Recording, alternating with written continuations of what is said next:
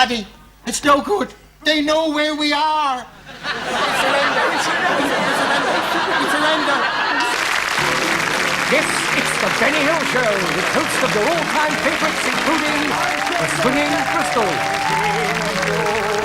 And to resist you I tried, but if I didn't continue,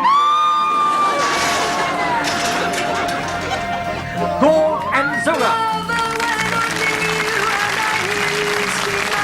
Mrs. Gibson. With her trombone, the lovely Marianne Faithfull.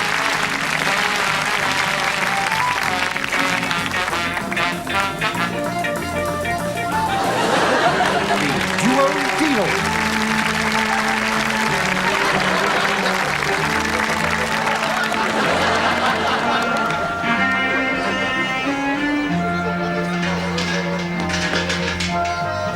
Irene Dawn Porter.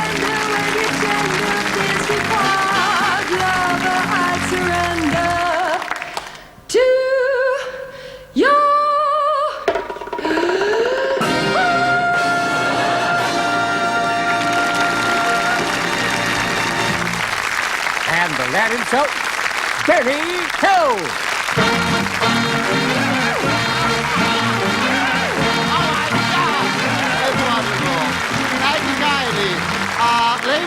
Ladies and gentlemen, it is not generally known that the island of Luana, or Polynesia to be Pacific, oh God, has the largest female population in the world. When I say large, I don't mean numbers, I mean they are big. God, they are big! Oh, the pains are coming back. But the average size of the average Luanese woman is 52. 19, because nothing will grow in the shade out there. 38, but of course they are not everyone's cups of tea. But personally, I look at it like this. They make my wife look like a midget, because my wife's only about so high. And God, she is stupid. The other day they gave her the key to the city. She locked herself out. Thank God. But while I was in Luana, I had the pleasure several times of meeting the chief there and his 17 wives. 17, God, all that meat and no potatoes. And he was a funny little fellow, white hair and wizened old little gnarled hands, about 30. And he wrote a very beautiful song once, and it was only 4 verses long, and I have translated it into English. In English, it is called, "She was only a stockbroker's daughter, but everyone got his share." Please yourself. Well, he wrote these 4 verses, and before he could write the 5th verse, he got trapped in a revolving door with 2 hula-hula dancers. Big ones! And he was massaged to death. If you gotta go, that's the way to go, ain't it? However, I'm going to sing his song. Now, there's only 4 verses, not quite cute. So here we go with his Luanese. On the beach in Waikiki, there lives a lovely maid who cannot keep her body still when her favorite song is played. But if you sing the chorus in Hawaiian, they say that she'll appear. Not only will she dance, but she'll give you her souvenir. Her song goes, "Uanane, ulawane, ulawane, na a, ulawane, alamaanane, ulawane." Manuna?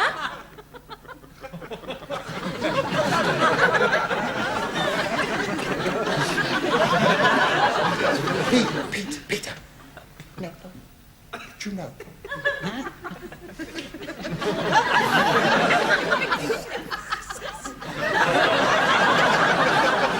Ronnie, a little bit quicker. One day she bought a book so she could learn to water ski. Then she spent a fortnight looking for a sloping sea.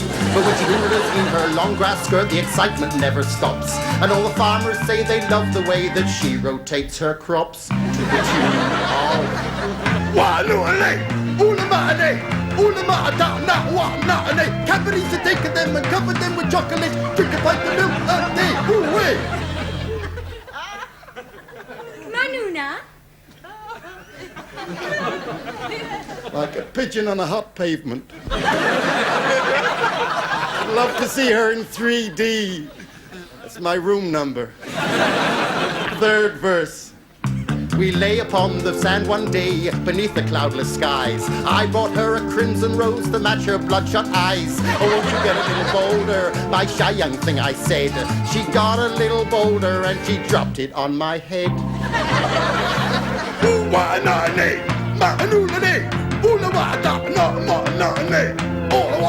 What we want is what it needs.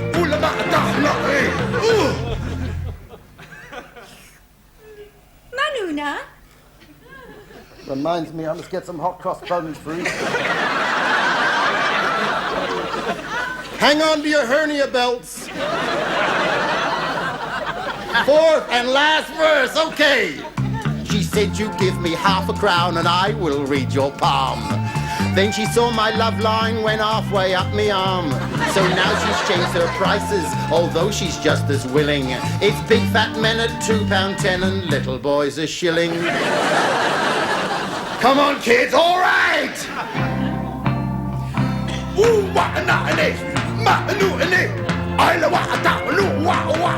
I Rimsky Korsakov, go and get your knickers on!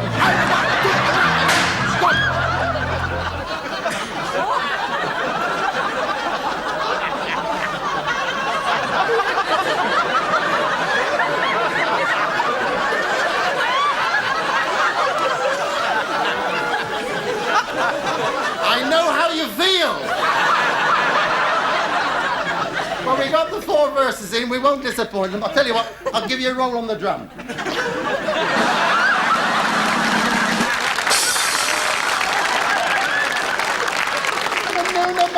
Manuna. Just a minute, what does Manuna mean? It is what girls say to boy while walking through cowfield. She say, don't tread in Manuna.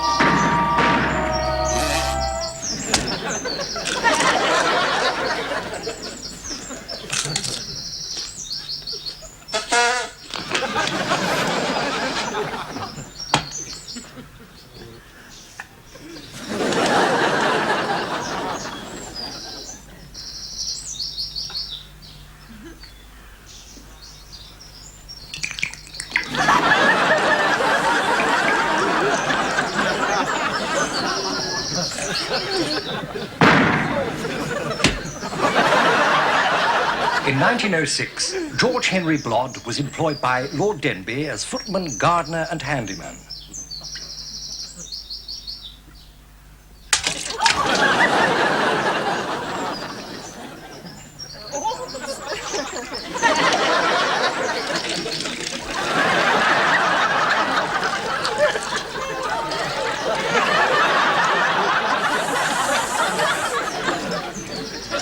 While Lady Denby's maid was a charming creature named Emily Turnbull. And on Sundays, George would entertain his lordship's guests on the flute, while Miss Emily played the virginal. She didn't fool anyone.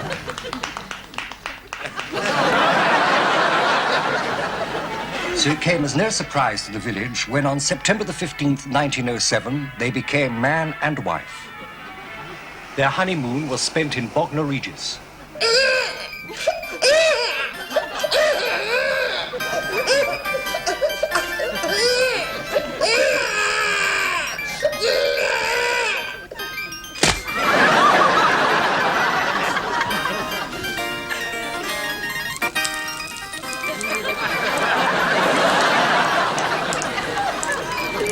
Emily christened her son Gavin after a sailor she once knew. Listen to him talk. Aye, and him only 7 years old.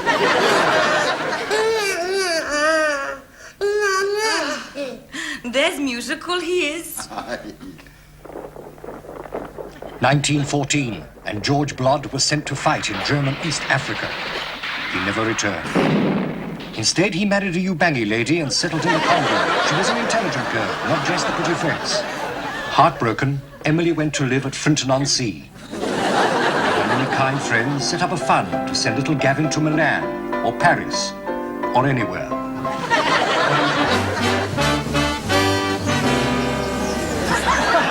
After all, boys will be boys, n'est-ce pas? But you know, as a child, Gavin was a delicate, sensitive, a rather highly strung little boy. But at this time, he was helping me to write my musique pour la danse. You're very sweet. Oh, thank you very much. Very nice to say. Oh, pardon. But after that, you see, he began decomposing all by himself. 1939, and war clouds were gathering. In England, young men gallantly answered the call to arms. Gavin Blood was no exception.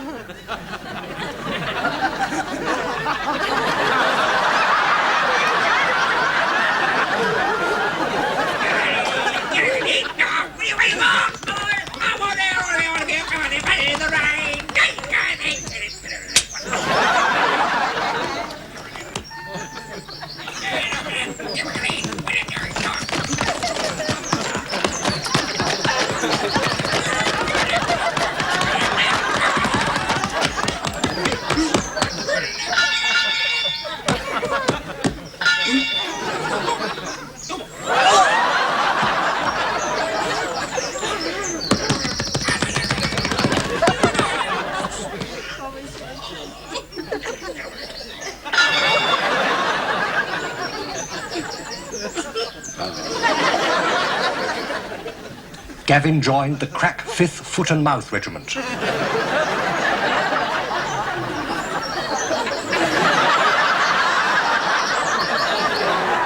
At ports everywhere, soldiers embarked for the front. On the dockside, crowds were singing and cheering and laughing because they weren't going.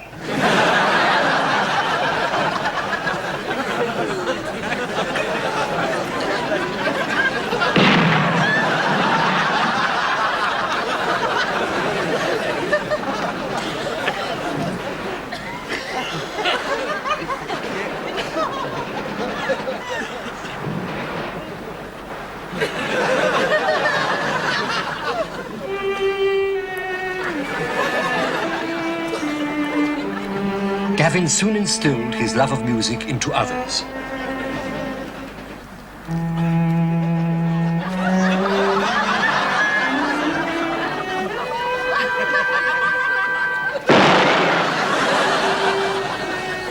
Gavin was tireless in his efforts to entertain his fellow soldiers.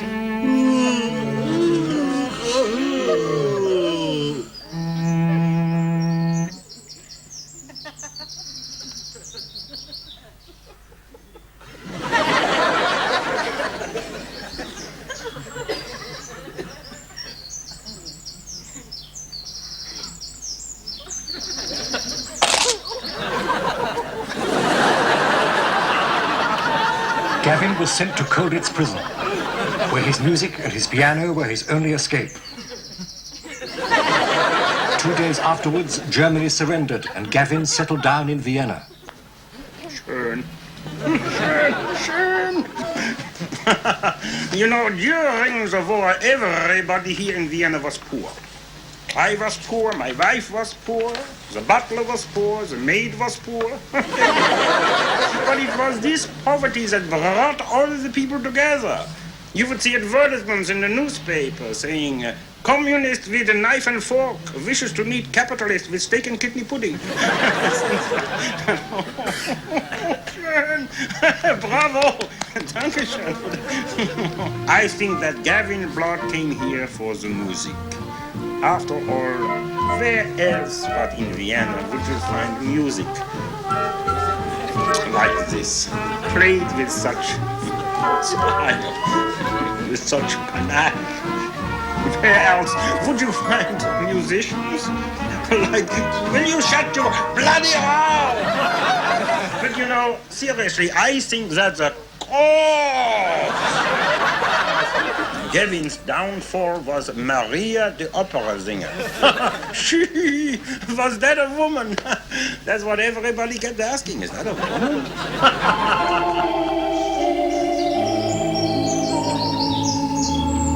In 1949, Gavin fell in love with opera singer Maria Carlo. It was her voice that first attracted him.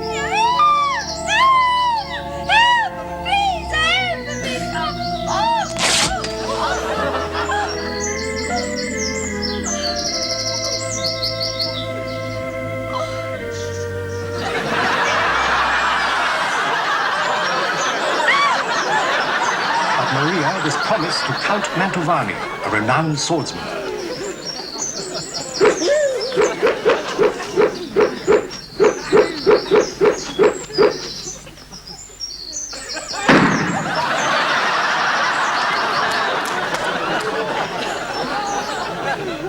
They were married on March the 15th, 1950.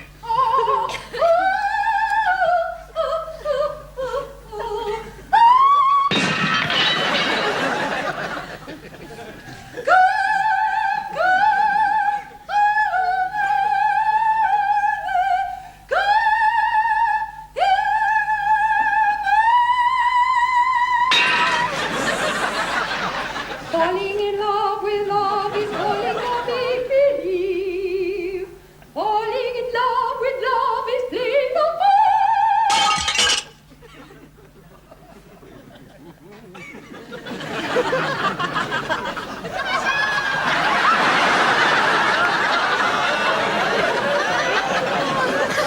And divorced 3 days later. Disillusioned, Gavin returned to England.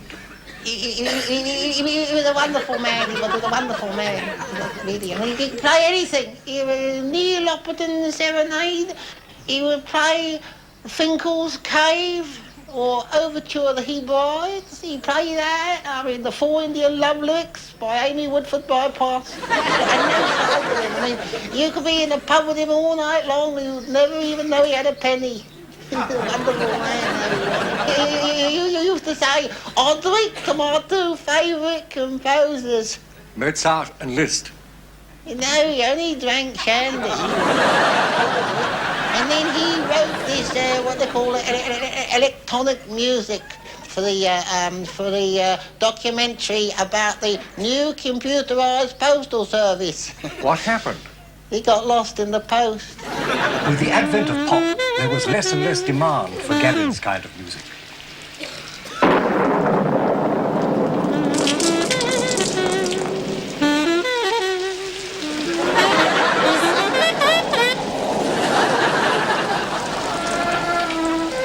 At the age of 62, overcome with remorse and chronic flatulence, he took to his bed, where he remained for 3 years. Is Vicar gone yet? No, and it wasn't the vicar, it was the doctor. I thought he was a bit familiar for a vicar. You've eaten your bread poultice again, haven't you? Well, I was hungry, wasn't I? It's time for his bed bath anyway. I'm not having a bed. Get up. I'm not having a tuck me. Get on about a bit then. Don't worry, old fellow. We'll have you on your feet in no time. I don't have a job getting the coffin down these stairs. Get off with you. I don't want to touch me. You go there. Nurse do it. Oh, then.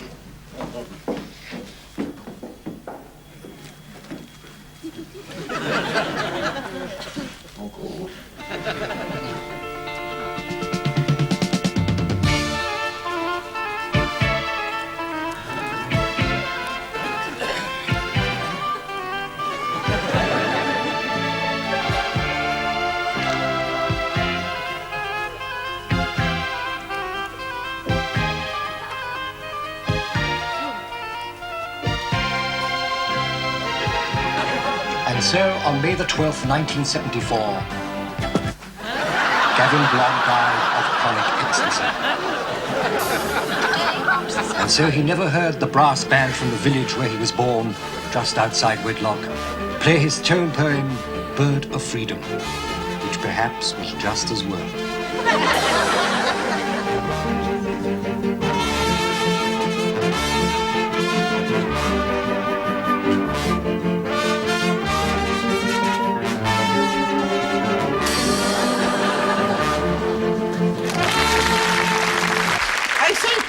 Would you look at that? They want drivers and we can't drive, and they want typists and we can't type, and them over here, they want 3 fellers, and there's only 2 of us. Ladies and gentlemen, will you now welcome, please, the enchanting Lee Gibson.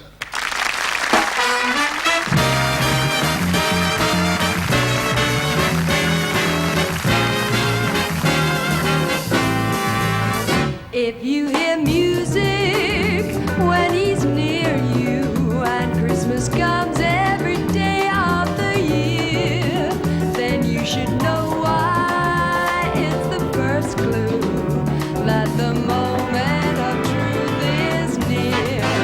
If every time he glances your way, a million bells start to ring loud and clear, and after one kiss you yell Mayday, then the moment of truth is here.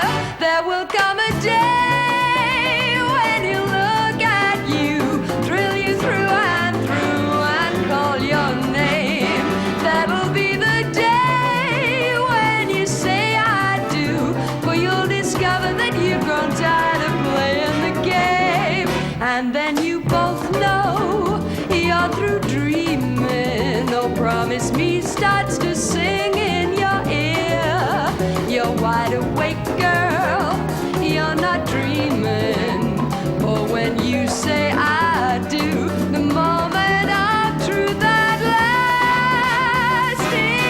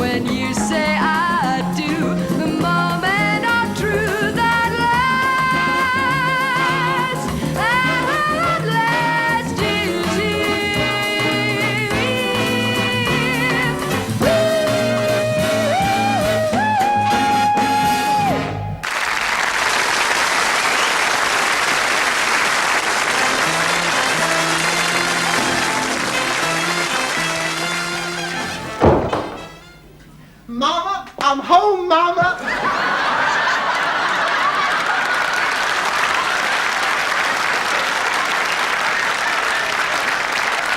Land's sakes, girl, where you been all this time? Mama, a strange man followed me all the way home. How did that make you late? He wasn't walking very fast. Look, I'll put out them cookies you made, because guess what? What, Mama? You are gonna have a gentleman cola. A gentleman cola. A gentleman cola. Big deal. Mama, you act like it's the first time it's ever happened. Well, I've had gentlemen colas before. Well, Mama, I can marry any man I please. But you don't please any of them, do you? Look how you treated that poor note in short. Poor Noah and Short? Mama, Norton Short was not a knower-mower man. Owned his own drive-in movie. So as he could look at the wall-to-wall carpeting. He let the people over 70 in free. Only if they was accompanied by their parents. When he went away on business, were you faithful to him? Mama, I was faithful to Norton Short several times. Elmer Brigg. Elmer Brigg, holy cow, Mama, I seen a nice little engagement ring in a jeweler's window, and I said, Elmer, why don't you go buy it? And he did. Went straight by it.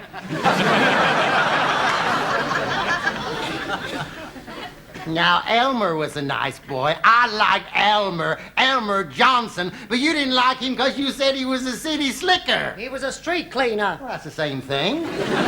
Baby, we just gotta get you a rich husband. We can't go on like this. So when he comes, please be nice to him for Mama. Mama, it is not me that puts him off. It is you.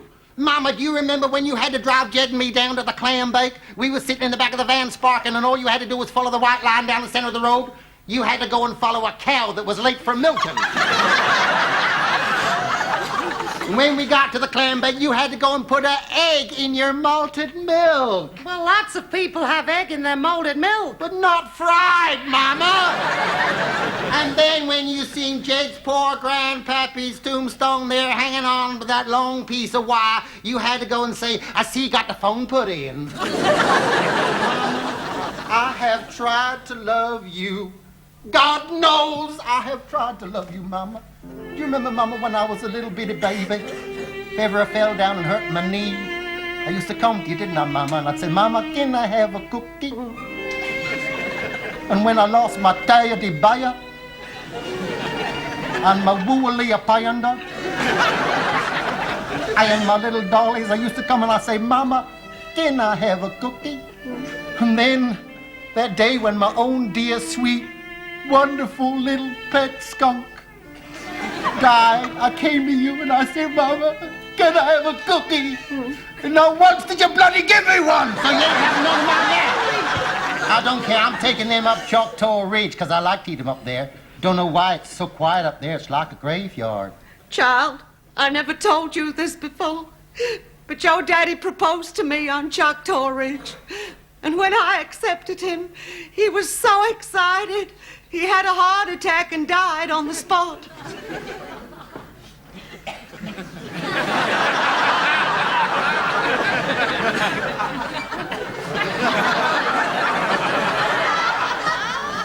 Mama, do you realize that what that makes me? Yeah, and a mean one, too.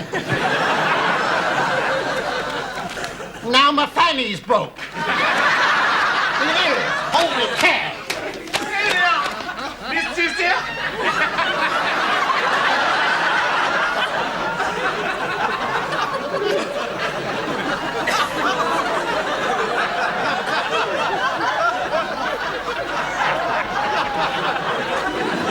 Why, I'd recognize that voice anywhere. Aunt Lucy. Lester, as I live and breathe. Miss Sister? Yes, sir. I'm afraid I'm going to have to leave your employ. Leave my employ? In heaven's name, why?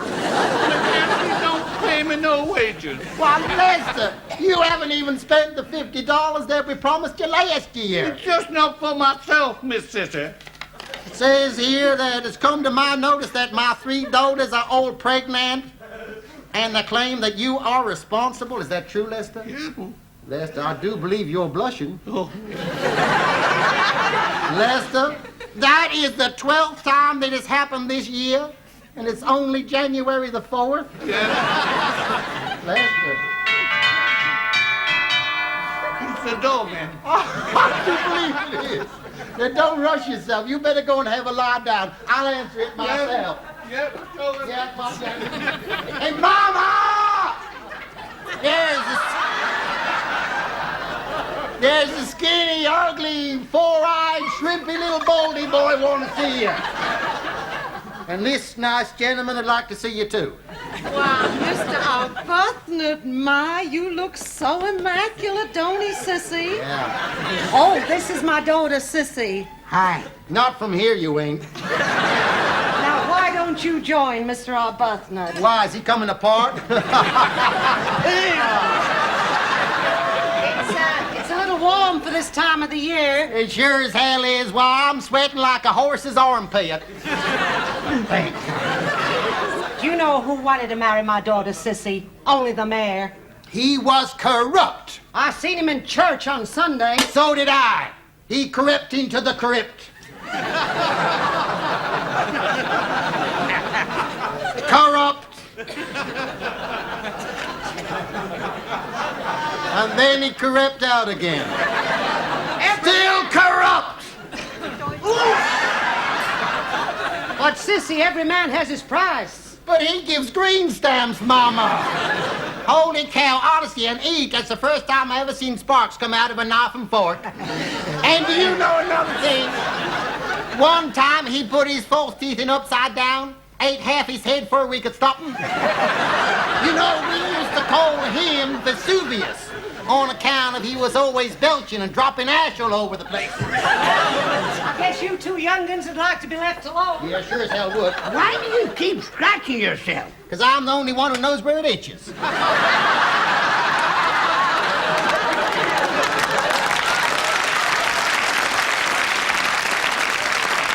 Why didn't you marry the mayor? On account of a name he called me. What name was that? Well, I don't rightly remember, but I know it began with the B. Was it beautiful? No, it wasn't beautiful. Baby? No, it wasn't baby.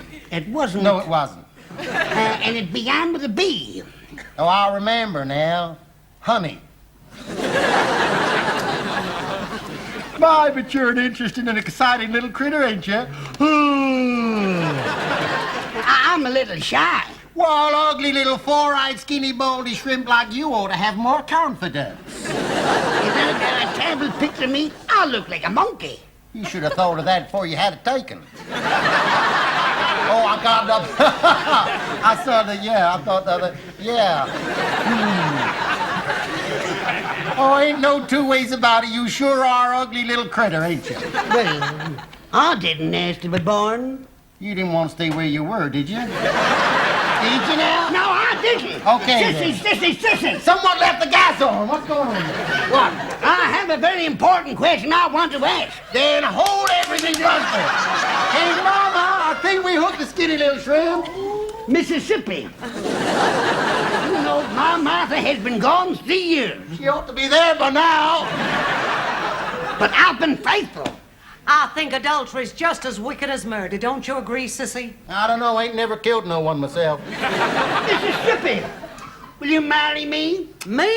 I thought you wanted to marry Sissy here. What? That great ugly lump?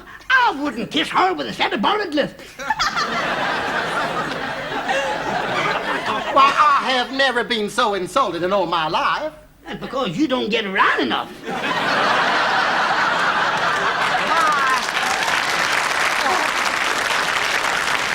Why, of course I'll marry you. But what's going to happen to my little girl? Don't worry about me, Mama. I know who I'm going to marry. Hey, Lester! Child, are you out of your cotton-picking mind, Mary Lester? Why, he can't read. I know He that. can't write. I know that. He can't even speak proper. I know that. Well, what in heaven's name can he do? Come on.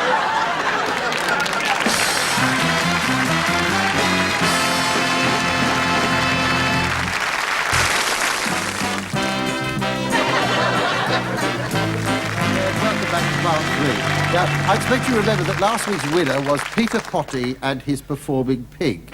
He will not, however, be going on to our all-winners show on February the 31st, as last week he had a rather lean week and had to eat the act. His place will be taken by the act that came in second, that very talented soprano from Cardiff, Arthur Treader. And so we come to our last act this evening. They come from British West Acton. They are all related to each other. They've done 2 command performances on the Woolwich Ferry. And they've appeared in front of the President of the United Dairies, And they are the versatile Bentwoods. Right, and here we go!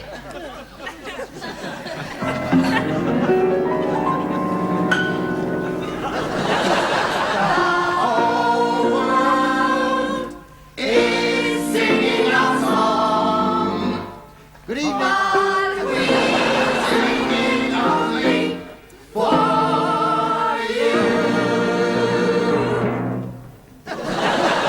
Good evening, ladies and gentlemen. Let's meet the family. Here is Uncle Jackie. Spoons and whistles on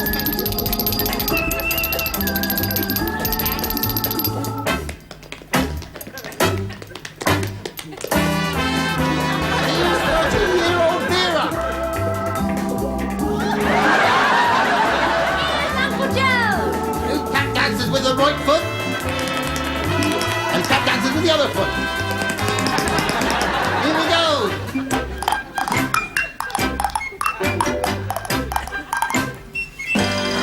Let's meet Mother. Come, get together. Let the dance floor feel your leather. Steps lightly as a feather. Let's stop go. Let's stop go. Relax. Let's stop go. Relax. Got stuff tied up in and out. Night come and the music drops. Come, come closer. Don't you dare to answer no, sir. Won't you beg your clock or grocer? Let yourself go. Thank you, Mother. That was right. And let's meet the youngest member of the family. Could I have a chair, please? Thank you. Why don't you throw it on? Hello, my little man. What's your name? They call me Jolly Jack. Tar? You're welcome. Never mind about that, then.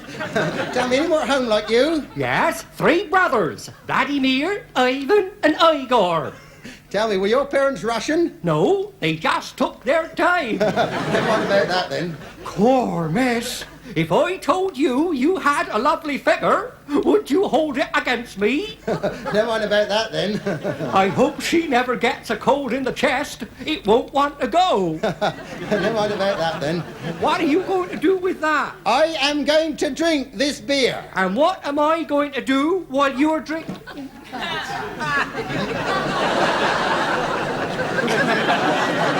You are going to Don't do that. Oh. You are going to recite the alphabet.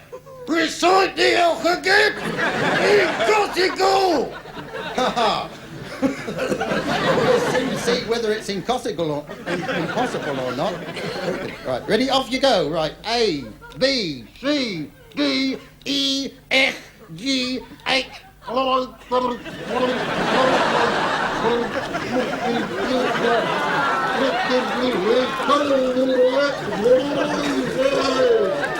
Well done. Who's that? That is Uncle Henry, the wizard of the wheels. Here he goes.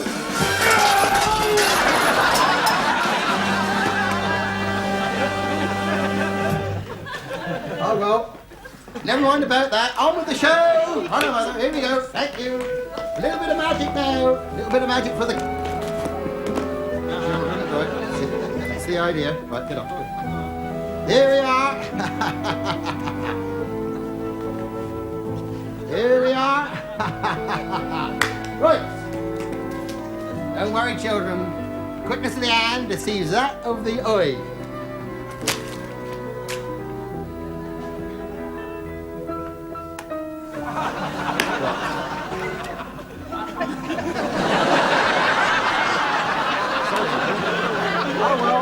On with the show. Right, now here we go, and Mother and I are going to show you how to make that lovely toy, that lovely cat doggo, you know, that little toy there. That'll probably cost you quite a lot of money in any big store over Christmas with just a few little ordinary party balloons.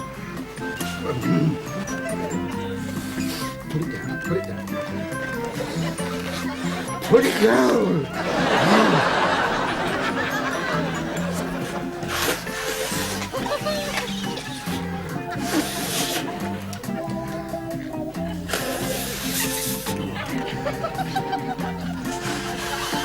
There we are, there he has.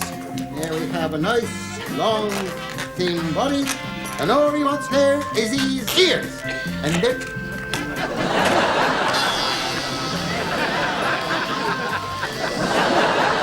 A few, like, little party balloons. Here he gets in there, nice long straight body. I'll take a second.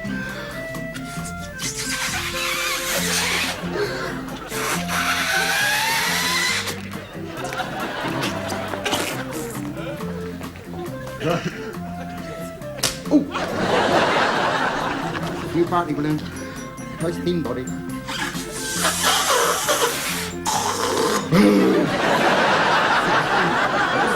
Fat little body.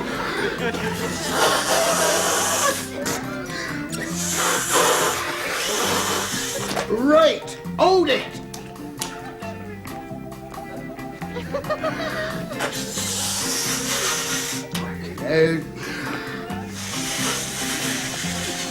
Get me another one. Hold that.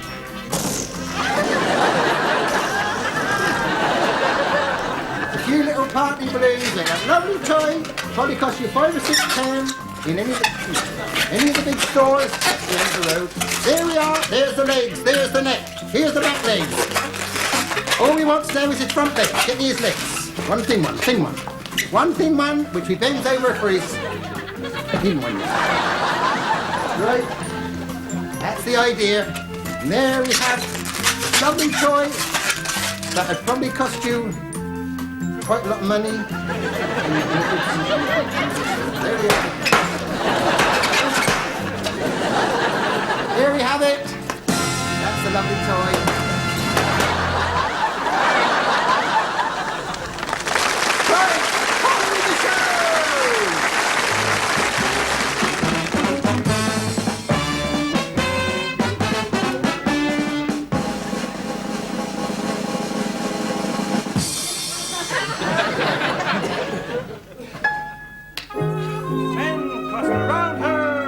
Moths around the flame, and if her wings burn, she's surely not to blame.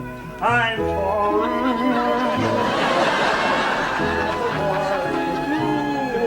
I never wanted it. I can't help it. I need you.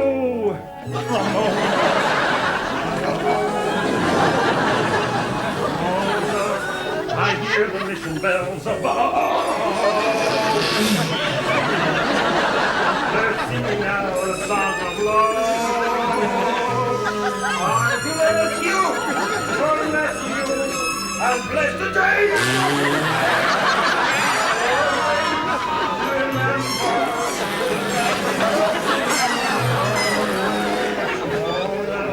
When day is done, I'll be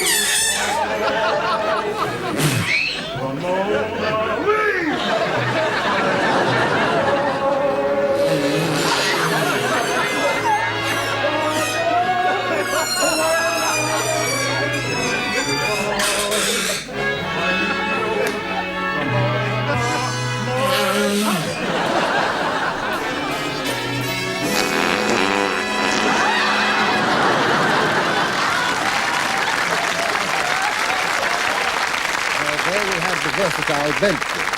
Now, are they going to beat tonight's winner so far, who is Happy Max with 107?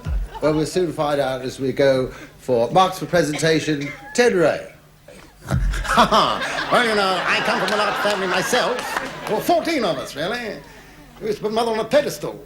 We had her to keep her away from Father. But I must say I like the tiny fellow. Reminded me of my father, Arthur Askey. Arthur Askey. He's a nice little thing. Has he really? I didn't know that. No, I thought they were very good. Well done. And they should be. 9. How about you, Mickey Most? Yeah. Well, I thought their singing and their dancing was interesting and exciting, and acting was quite nice, quite refreshing, actually, terrific. But, you know, I've handled them all. Beatles, I've handled them, and Milliken and Nesbitt, I've handled them. And Kathy Kirby? No, I've never handled them. No, I've never handled her. I've never represented her, you know. But I think they're a very good act. They should go a long way. The sooner they start, the better. 6. Clifford Davis. Well, now, I do know a little bit about magic myself. Now you see it, now you don't. Now you see it, now you don't. Now you see it, now you don't? Sounds like a nudist rolling down a hill. No, I thought perhaps the magician was perhaps just a tiny bit unlucky. I think if he'd have cut a lady in half, he'd have probably got the half that eats. But all in all, no, jolly good. I give them 9. Tony Hatch? Yeah, well, I like to praise whenever I possibly can, but I don't know about in this case. I mean, that woman who sang, she had rather a peculiar shape for a woman, or a man, a camel. But, I mean, she could sing on What's My Line for a couple of hours and still fool them. It seems to me that she's trying to emulate Cilla Black. And I'm not absolutely sure that the world's ready for another Cilla Black. I'm not even sure they were ready for the first. 3. Right, now, well, that makes quite a lot.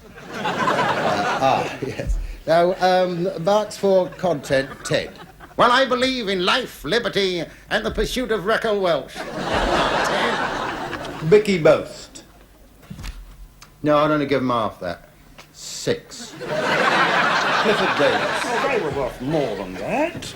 4. How about you, Tony Hatch? 2. Well, that makes around 30. Well, somewhere around. 10 star quality. Oh, I think definitely 6. 6, sorry. Mickey Boast? Well, I'd like to give the little old man 3, give the old bird 2, and the little blonde, I'd like to give her 1. I mean, I'd like to give her 1. I'd like her to have 1, like, you know, making 8 in all. What do you say, Clifford? I thought the contortionist was perhaps stretching things a little bit too far, but that's only one way of looking at it. All in all, a resounding success. Congratulations. Give them 3. Tony Hatch, are you feeling any more generous? Well, I got up at 7 this morning and I came here at 7 and it's 7 of them in the act, so I'll give them 2.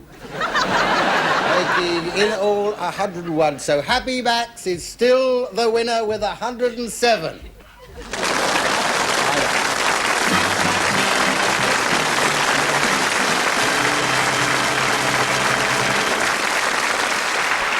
Thank you.